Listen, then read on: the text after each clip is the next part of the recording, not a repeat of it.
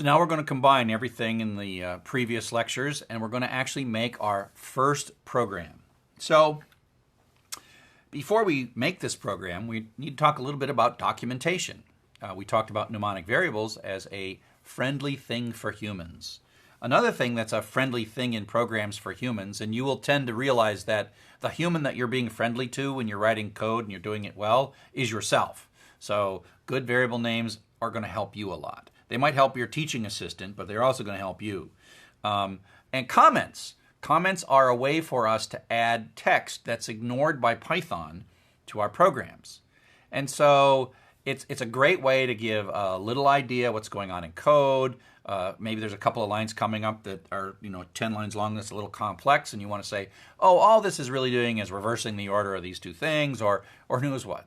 Or you might document who wrote the code, and you can actually just take a line of code and put a pound sign in front of it, and then instead of deleting the line of code. And sometimes you do that for debugging. You add debugging code, and then when you don't want the debugging code, you just put a pound sign in case you want to take the pound sign out to turn the code back on. So I use it as a way to turn it off and on lines of code. So here is our word frequency that we keep coming back to. And what I've added here is I've added 4 comments. I've added comments that basically help us understand what's going on. And remember, I call these like paragraphs. Our first paragraph has human readable code, human readable text. Get the name of the file and open it. That's what's going to happen in the next 2 lines. These next 5 lines are count the word frequency. Maybe I should say make a histogram. So make a histogram, and you can just read this. And so again, don't think of this as like the teacher's telling you that you got to write comments. Think of this as like, I'll write comments so I remember what I was doing here. Why did I write this code? So write the comments to help yourself out. And now here, the last thing, we're all done and we're printing the stuff out. Okay? So that's comments. It's an important part of documenting your code so that you can figure it out later. And again, the human who's going to like you for doing all this stuff is you. Right? So this is you, and you're giving a gift to the future you. Right? So you are writing comments so that the future you can read the comments, because in a day or a week or a month, you won't quite remember what you were doing, so go ahead and write comments. But don't write them because I said so. Write only the ones that you find useful, and don't do something like x equals 1, pound sign, put 1 in x. That's kind of silly. I mean, everyone can figure out what x equals 1 means. So you don't put silly comments in just for silliness.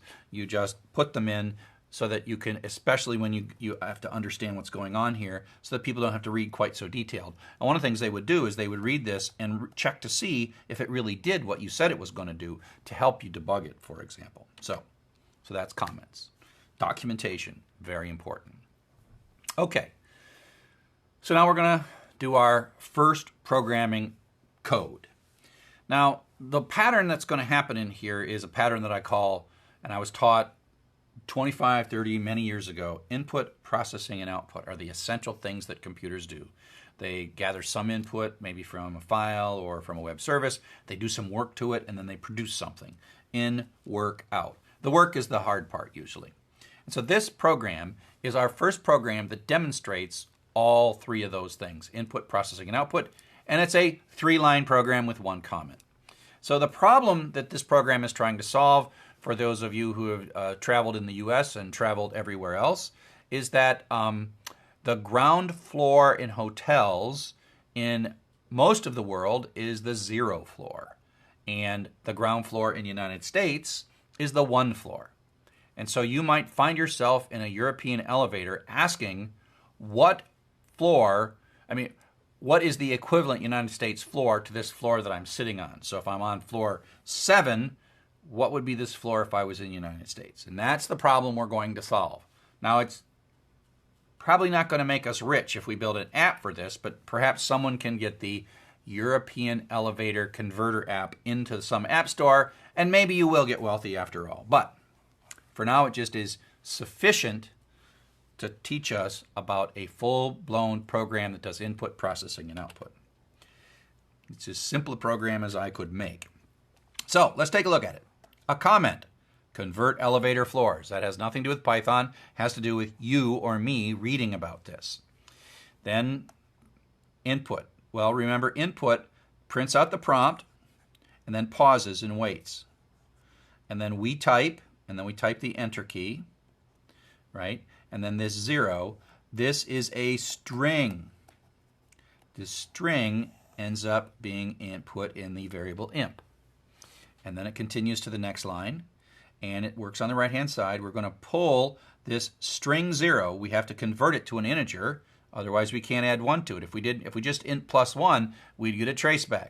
But we say int of imp, convert it to an integer. Now, if you mess this up and put Bob in, then this thing is going to blow up because int can't convert Bob to an integer. But because we have a 0 here, we're okay.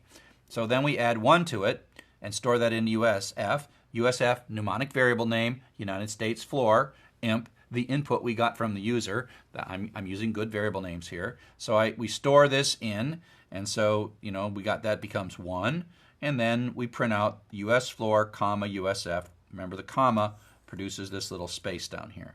And so we have our input, processing, and output in a way that builds us an application. Okay? Now, there's lots of things left to do, and most programs aren't one line long, and there's a lot of work that we're going to have to learn, but this gets us a start. So, we've talked a lot of stuff. We've talked about constants, we've talked about variables, we've talked about reserved words, we've talked about type, we've talked about mnemonic variable names, which are both wonderful and a little confusing at the same time. Operators, operator precedence, focus a little bit on division, where we talk about Python 2 versus Python 3, type conversion and comments, and then writing an entire program. So up next, we're going to start talking about conditional execution using the if and the else and other of the reserved words.